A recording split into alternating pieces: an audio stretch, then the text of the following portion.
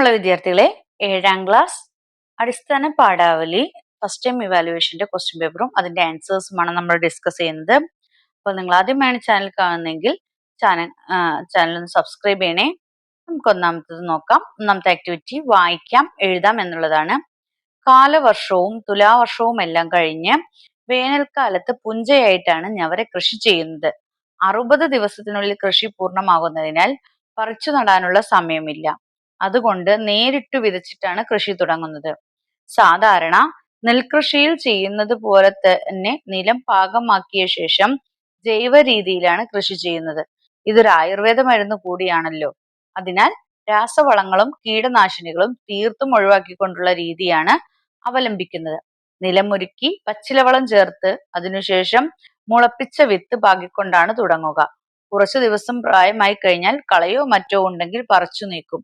35-40 ദിവസമാകുമ്പോൾ കതിര് വയ്ക്കും. കതിരാകുമ്പോൾ ചാഴി എന്ന കീടത്തിന്റെ ആക്രമണമാണ് വലിയ വെല്ലുവിളി. യാത്രികന്റെ യാത്രകൾ മാങ്ങാട് രത്നാകരന്റെ ഒരു ഇതാണ് തന്നിരിക്കുന്നത്. ഇതിൽ ഞവര കൃഷിയെ കുറിച്ചാണ് സംസാരിച്ചിരിക്കുന്നത് അല്ലെ. ഞവര കൃഷിയെ കുറിച്ചാണ് പറഞ്ഞിരിക്കുന്നത്. അപ്പോൾ താഴെ ചോദിച്ചിരിക്കുന്ന ചോദ്യങ്ങൾ എന്തൊക്കെയാണെന്ന് നോക്കാം. എപ്പോഴാണ് ഞവര കൃഷി ചെയ്യുന്നത്? എപ്പോഴാണ് ഞവര കൃഷി ചെയ്യുന്നത്? വേനൽക്കാലത്താണ്. ഓപ്ഷൻ ബി വേനൽക്കാലത്ത് എന്നാണ് ശരിയായ ഉത്തരം. രണ്ടാമത്തെ ക്വസ്റ്റ്യൻ, ഞവര കൃഷി പൂർണ്ണമാകുന്നതിന് എത്ര ദിവസം എടുക്കും എന്നാണ് ചോദിച്ചിരിക്കുന്നത്. എത്ര ദിവസം? 60 ദിവസം. അപ്പൊ ഓപ്ഷൻ ഡി 60 ദിവസമാണ്. നെക്സ്റ്റ്, ഞവര നെല്ല് ജൈവ രീതിയിൽ കൃഷി ചെയ്യുന്നതിനുള്ള പ്രധാന കാരണം എന്താണെന്നാണ് ചോദിച്ചിരിക്കുന്നത്. എന്തുകൊണ്ടാണ്? ഞവര അരി എന്ന് പറയുന്നത് ഒരു ആയുർവേദ മരുന്ന് കൂടിയാണ്. ഓപ്ഷൻ സി ആണ് ഉത്തരം. ഡി ക്വസ്റ്റ്യൻ, കതിരാകുമ്പോൾ ഞവര കൃഷിയുടെ ഏറ്റവും വലിയ വെല്ലുവിളി എന്താണ്? ഓപ്ഷൻ സി ചാഴിയുടെ ആക്രമണമാണ്. ഈ ക്വസ്റ്റ്യൻ നോക്കാം. കാര്യകാരണ ബന്ധം നോക്കി ശരിയുത്തരം കണ്ടെത്തുക. കാര്യം, നേരിട്ട് വിതച്ചാണ് ഞവര കൃഷി ചെയ്യുന്നത്. കാരണം, 60 ദിവസം കൊണ്ട് കൃഷി പൂർത്തിയാകുന്നതിനാൽ പറിച്ചു നടാൻ സമയമില്ല. രണ്ടും ശരിയാണ് അല്ലെ. നമുക്ക് തന്നേക്കണേ. അപ്പൊ കാര്യവും കാരണവും ശരിയാണ്. ഇനി രണ്ടാമത്തെ ക്വസ്റ്റ്യൻ പഴഞ്ചൊൽ വിശകലനമാണ്. കേരളത്തിന്റെ കാർഷിക സംസ്കാരവുമായി ബന്ധമുള്ള ധാരാളം പഴഞ്ചൊല്ലുകൾ പ്രചാരത്തിലുണ്ടല്ലോ. ഞാറില്ലെങ്കിൽ ചോറില്ല എന്ന പഴഞ്ചൊല്ലിനെ വിത്ത് എന്ന മഹാത്ഭുതം എന്ന പാഠഭാഗവുമായി ബന്ധപ്പെടുത്തി വിശകലനം ചെയ്യുക. അതെ, ഞാറില്ലെങ്കിൽ നമ്മൾ എന്താണ്, നമുക്ക് ചോറ് കിട്ടും, നമ്മളൊക്കെ പട്ടിണിയാവും അല്ലെ. അപ്പൊ വിത്ത് എന്ന മഹാത്ഭുതം എന്ന ഭാഗവുമായി ബന്ധപ്പെടുത്തി ഈ ഞാറില്ലെങ്കിൽ ചോറില്ല എന്ന പഴഞ്ചൊല്ലിനെ വിശകലനം ചെയ്ത് എഴുതാനാണ് പറഞ്ഞിരിക്കുന്നത്. നമ്മുടെ നാട്ടില് എന്താണ് പാടങ്ങളും മറ്റൊക്കെ നികത്തിക്കൊണ്ടിരിക്കുകയാണ് അല്ലെ. നെല്ല് നടുന്ന പാടങ്ങളും കാര്യങ്ങളും ഒക്കെ നികത്തിക്കൊണ്ടിരിക്കുകയാണ്. ഇങ്ങനെ വരുമ്പോൾ നമുക്ക് അന്യ സംസ്ഥാനങ്ങളെ ആശ്രയിക്കേണ്ടി വരും. വിഷമായ സാധനങ്ങൾ കഴിക്കേണ്ടി വരും. അപ്പൊ കേരളത്തിന്റെ ഒരു കാർഷിക സംസ്കാരമാണ് എന്തെന്ന് പറയുന്നത്, നമ്മളുടെ മെയിൻ ആഹാരം എന്നാണ് പറയുന്നത് എന്താണ്? ചോറാണ് അല്ലെ. അപ്പോ നമുക്ക് എല്ലാ കാര്യവും, ചോറ് മാത്രമല്ല ഏതൊന്നും കൃഷി ചെയ്തില്ലെങ്കിൽ നമ്മുടെ നാട്ടിൽ നിന്ന് നമുക്കൊന്നും കിട്ടാതാവും.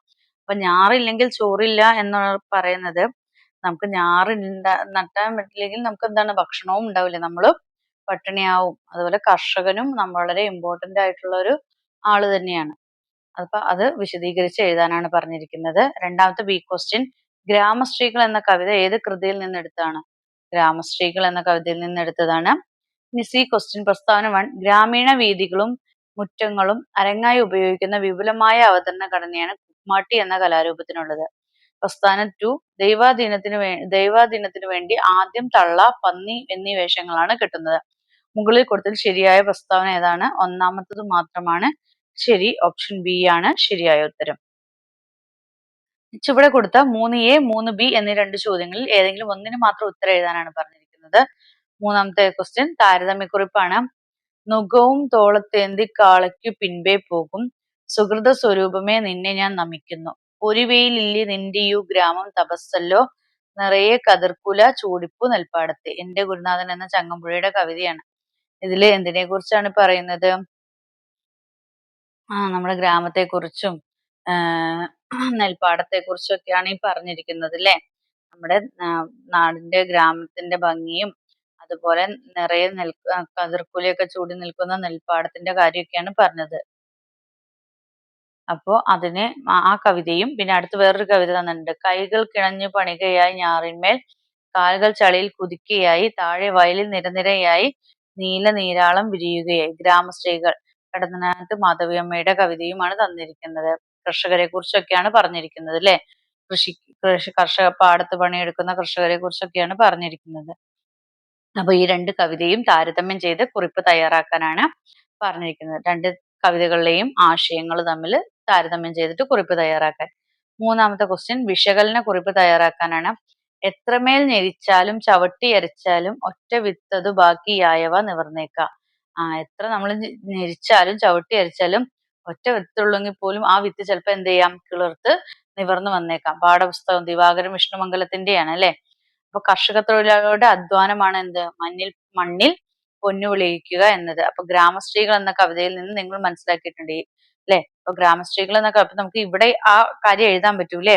കർഷക തൊഴിലാളികളുടെ അധ്വാനത്തെ കുറിച്ചാണ് എന്ത് ആ കവിതയിൽ പറയുന്നത്. മണ്ണിൽ പൊന്നു വിളയിക്കുന്നത് കർഷകരാണെന്നാണ് ഗ്രാമസ്ത്രീകൾ എന്ന കവിതയിൽ പറഞ്ഞു വരുന്നത്.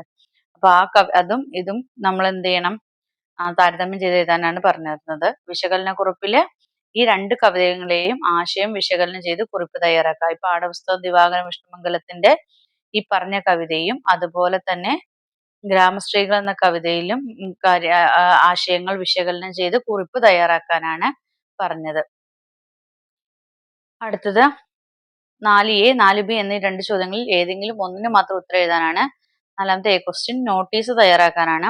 ഓണാഘോഷത്തിന്റെ ഭാഗമായി ഗവൺമെന്റ് യു പി സ്കൂൾ കാരക്കത്തൊടിയിൽ MPTയുടെ നേതൃത്വത്തിൽ കൈകൊട്ടി മത്സരം നടത്തുന്നു. ആഗസ്റ്റ് 21 സ്കൂൾ ഓഡിറ്റോറിയത്തിൽ വെച്ച് നടത്തുന്ന പരിപാടിയുടെ പ്രചരണാർത്ഥം നോട്ടീസ് തയ്യാറാക്കുക. പ്രിയരെ എന്താണ് ഗവൺമെന്റ് ആദ്യം സ്കൂളിന്റെ പേര് എഴുതുക, എന്താ പരിപാടി എന്നുള്ള ഓണാഘോഷ പരിപാടികൾ അല്ലെങ്കിൽ ഓണാഘോഷം അങ്ങനെയൊക്കെ ഹെഡിങ് കൊടുക്കുക. എന്നിട്ട് എന്താണ് പ്രിയരെ എന്താണ് ഗവൺമെന്റ് യു പി സ്കൂൾ കാരക്കത്തൊട്ടിയിൽ MPTയുടെ നേതൃത്വത്തിൽ എന്താണ് ഓണാഘോഷത്തിന്റെ ഭാഗമായി ആഗസ്റ്റ് 21 സ്കൂൾ ഓഡിറ്റോറിയത്തിൽ വെച്ച് MPTയുടെ നേതൃത്വത്തിൽ കൈകൊട്ടുകളി മത്സരം നടത്തുന്നു. എല്ലാവരെയും ഈ പരിപാടിയിലേക്ക് സ്വാഗതം ചെയ്യുന്നു. അങ്ങനെ നോട്ടീസ് എഴുതുക. എന്തൊക്കെ പരിപാടികൾ ഉണ്ടെന്ന്, കാര്യപരിപാടികൾ എന്നും പറഞ്ഞിട്ട് 2-3 പോയിന്റ്സും കൂടെ കൊടുക്കുക. അങ്ങനെയാണ് നോട്ടീസ് എഴുതുന്നത്. ഇനി പോസ്റ്റർ. നിങ്ങളുടെ സ്കൂളിൽ ജൈവ പച്ചക്കറി കൃഷിയുടെ വിളവെടുപ്പ് ആഗസ്റ്റ് 18 നടക്കുകയാണ്. കൃഷി ഓഫീസർ ഉദ്ഘാടനം ചെയ്യുന്ന ഈ പരിപാടിയെ കുറിച്ച് എല്ലാവരെയും അറിയിക്കുന്നതിനായി പോസ്റ്റർ തയ്യാറാക്കുക. അപ്പം എന്താണ് ജൈവ പച്ചക്കറി കൃഷിയുടെ വിളവെടുപ്പ് എന്നിപ്പോ നമ്മുടെ സ്കൂളില് ഓഗസ്റ്റ് 18 അല്ലെ. അപ്പൊ സ്ഥലം എഴുതുക, ഏത് സ്കൂളാന്ന് എഴുതുക, പിന്നെ എവിടെയാണ് നടക്കുന്നത്, ഓഗസ്റ്റ് എന്ന തീയതിയിലാണ് നടക്കുന്നത്, ആരാ ഉദ്ഘാടനം ചെയ്യുന്നത്, ഇത്രയും കാര്യങ്ങൾ എഴുതിയിട്ട് പോസ്റ്റർ തയ്യാറാക്കാനാണ് പറഞ്ഞിരിക്കുന്നത്. അടുത്തത് അഭിമുഖ ചോദ്യാവലിയാണ്. നമ്മുടെ നാട്ടിലെ കാർഷികോത്സവങ്ങളെ കുറിച്ച് അറിയുന്നതിന് മുതിർന്ന കർഷകനുമായി അഭിമുഖം നടത്താൻ തീരുമാനിച്ചു. അതിലേക്ക് ആവശ്യമായ ചോദ്യാവലി തയ്യാറാക്കുക. കുറഞ്ഞത് 5 ചോദ്യങ്ങളെങ്കിലും ഉണ്ടാകണം. അപ്പൊ നമ്മള് കാർഷികോത്സവങ്ങളെ കുറിച്ച് അറിയുന്നതിന് മുതിർന്ന കർഷകരുമായിട്ട് അപ്പൊ അതിനകത്തേക്ക് ആവശ്യമുള്ളൂ. അപ്പം അദ്ദേഹത്തോട് ചോദിക്കുക, നിങ്ങളുടെ കാലഘട്ടത്ത് ഈ എന്താണ് ഈ കൃഷി ചെയ്യുന്ന സമയത്ത് എന്തൊക്കെ കാർഷികോത്സവങ്ങൾ എങ്ങനെയൊക്കെയാണ് നടത്തിയിരുന്നത്, എന്തൊക്കെയാണ് അതിന് വേണ്ട ഒരുക്കങ്ങള്, പിന്നെ അതിന് വേണ്ട കാര്യങ്ങൾ എന്തൊക്കെയാണ് ചെയ്യേണ്ടത്, പിന്നെ നിങ്ങളുടെ കാലഘട്ടത്തിൽ എന്തൊക്കെ ഉത്സവങ്ങൾ കാർഷികവുമായി ബന്ധപ്പെട്ടിട്ടുണ്ടായിരുന്നു, പിന്നെ കൃഷി കൃഷി നടക്കുമ്പോൾ വിത്ത് ഇറക്കുന്നത് എങ്ങനെയാണ്, നിങ്ങൾ ഇതിന്റെ സമയത്ത് അങ്ങനെ കുറച്ച് ചോദ്യങ്ങൾ ഒരു കർഷകനുമായിട്ട് നടത്തുന്ന ഒരു അഭിമുഖത്തിൽ ചോദിക്കാൻ പറ്റിയ ഒരു 5 ചോദ്യങ്ങൾ എഴുതാൻ. അപ്പൊ പ്രധാനപ്പെട്ട കാർഷികോത്സവങ്ങൾ ഏതൊക്കെയാണ്, ഇന്ന് അതൊക്കെ പിന്തുടരുന്നുണ്ടോ എന്നൊക്കെ ചോദിച്ചിട്ട് നിങ്ങൾക്ക് ഒരു 5 ചോദ്യം എഴുതാനാണ് പറഞ്ഞിരിക്കുന്നത്. അടുത്ത ആസ്വാദനക്കുറിപ്പ് തയ്യാറാക്കാനാണ്. കന്നിക്കൊയ്ത്ത്. പൊന്നുഷസിന്റെ കൊയ്ത്തിൽ നിന്നൂരി ചിന്നിയ കതിർ ചുറ്റും കിടക്കെ മേവി കൊയ്ത്തുകാർ പുഞ്ചയിൽ ഗ്രാമ ജീവിതകഥ നാടകപ്പൂവിൽ കെട്ടിയ മുടി കച്ചയാൽ മൂടി ചുറ്റിയ തുണി ചായ്ച്ചൊന്നു കുത്തി വെറ്റില ചവച്ചുന്മാദ മോളം വെട്ടിടു മരവി മോളുകളേന്തി ഒന്നിച്ചന അമ്ര മെയ്യോടെ നിൽപ്പു കന്നിപ്പാടത്തു കൊയ്ത്തുകാർ നീളെ നൽപുലർ കാല പാടലവാനിൽ ശുഭ്രമേഘ പരമ്പര പോലെ. വൈലോപ്പിള്ളി ശ്രീധരമേനോന്റെ കന്നിക്കൊയ്ത്ത് എന്ന് പറയുന്ന ഒരു കവിതയാണിത്. അപ്പൊ ഈ കവിതയ്ക്ക് ഇവിടെ കുറച്ച് അർത്ഥങ്ങൾ തന്നിട്ടുണ്ട്. മേവി എന്ന് വെച്ചാൽ നിലകൊണ്ടു, നമ്രം കുനിഞ്ഞ, പാടലാവനം ചുവന്ന ആകാശം, ശുഭ്രമേഘം വെളുത്ത മേഘം. എന്താ അപ്പൊ നമ്മള് കൃഷിയെ കുറിച്ചൊക്കെയാണ് പറഞ്ഞിരിക്കുന്നത് അല്ലെ. വയലോപ്പള്ളി ശ്രീധരമേനോന്റെ കന്നിക്കൊയ്ത്ത് എന്നൊക്കെ ഒരു കവിതയാണ് ഇത്. പിന്നെ